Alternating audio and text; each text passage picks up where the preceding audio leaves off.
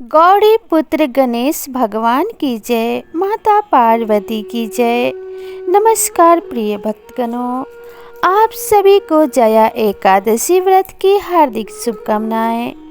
जो कोई भक्त जया एकादशी का व्रत व पालन सच्ची श्रद्धा एवं पूरी भक्ति के साथ करता है, उसे अपार पुण्य की प्राप्ति होती है। इस दिन भगवान विष्णु का पूजन करने से दोषों से मुक्ति मिलती है। साथ ही इस दिन पूजा के दौरान जया एकादशी का व्रत एवं कथा पढ़ने से सौभाग्य की प्राप्ति होती है। माघ महीने में शुक्ल पक्ष की एकादशी को जया एकादशी कहते हैं। इस साल जया एकादशी 20 फरवरी को है। जया एकादशी बहुत ही पुण्यदायी एकादशी मानी जाती है।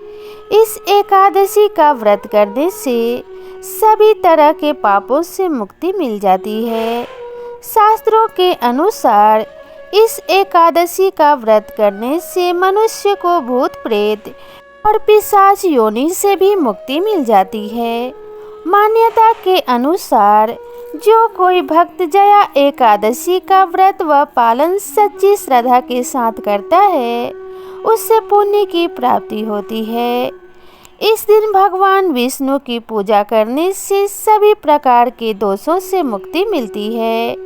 साथ ही इस दिन पूजा के दौरान जया एकादशी व्रत की कथा पढ़ना एवं सुनना चाहिए। ऐसा करने से सुख और सौभाग्य में वृद्धि होती है। तो चलिए सुनते हैं जया एकादशी व्रत की महापुण्यदायी एवं पौराणिक कथा। इस कथा को शुरू करने से पहले प्रेम से बोलिए ओम श्री गणेशाय नमः। पौराणिक कथा के अनुसार जब धर्मराज युधिष्ठिर भगवान श्री कृष्ण से पूछते हैं कि माघ मास की एकादशी का क्या महात्म्य है, तो भगवान श्री कृष्ण कहते हैं इसका नाम जया एकादशी है। इस एकादशी पर व्रत करने से मनुष्य को भूत पिशाच की योनि का भय नहीं रह जाता है। इसी विषय में कथा सुनाते हुए भगवान कृष्ण कहते हैं कि एक बार नंदनवन में उत्सव चल रहा था। इस उत्सव में सभी देवतागण, सिद्ध संत और दिव्य पुरुष उपस्थित थे। इस उत्सव में कार्यक्रम में गंधर्व गायन कर रहे थे एवं गंधर्व कन्याएं नृत्य कर रही थी। उसी समय नृत्यांगना पुष्पवती सभा में गायन कर रहे माल्यवान नाम के गंधर्व पर मोहित हो गई। अपने प्रबल आकर्षण के कारण वह सभा की मर्यादा को भूल गई और इस प्रकार नृत्य करने लगी कि माल्यवान उसकी ओर आकर्षित हो जाए। माल्यवान भी उसकी ओर आकर्षित हुए बिना ना रह सका। परिणामवश वह अपनी सुध बुध खो बैठा और सुरताल भूल गया, जिसके कारण वह गायन की मर्यादा से भटक गया। इन दोनों की इस अपकर्म से देवराज इंद्र को क्रोध आ गया। उन्होंने दोनों को श्राप दिया कि वे स्वर्ग से वंचित हो जाएं और पृथ्वी पर अति नीच पिशाच योनि को प्राप्त हों। श्राप के प्रभाव से दोनों पिशाच बन गए और हिमालय पर्वत पर एक वृक्ष पर अत्यंत कष्ट भोगते हुए रहने लगे। एक दिन दोनों अत्यंत दुखी थे, जिसके चलते उन्होंने सिर्फ फलाहार किया और उसी रात्रि के ठंड के कारण उन दोनों की मृत्यु हो गई। संयोग से उस दिन माघ शुक्ल पक्ष की एकादशी तिथि थी।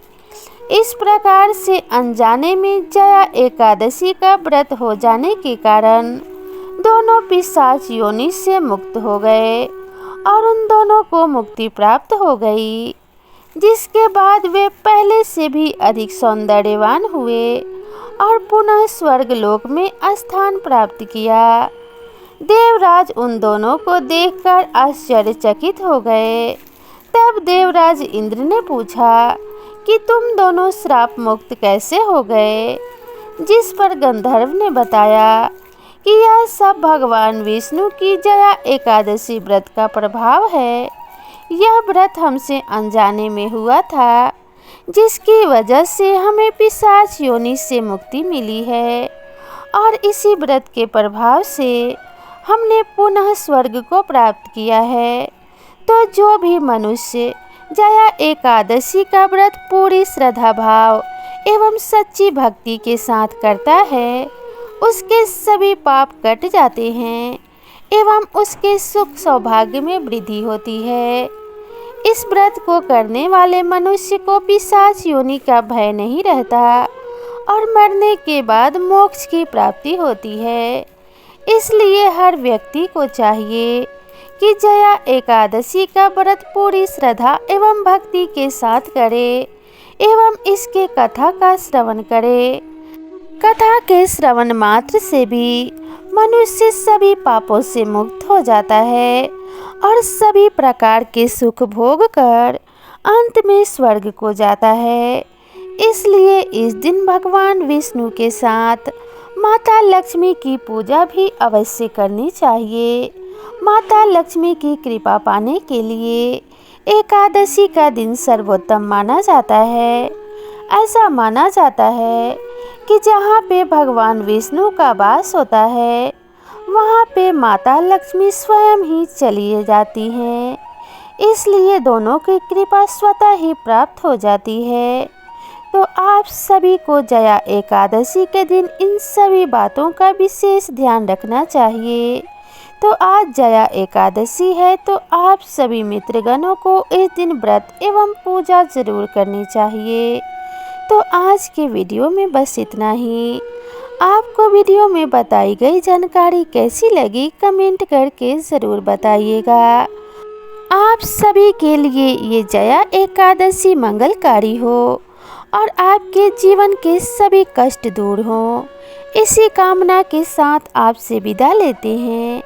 मिलते हैं नई वीडियो में नई जानकारी के साथ। तब तक के लिए राधे राधे।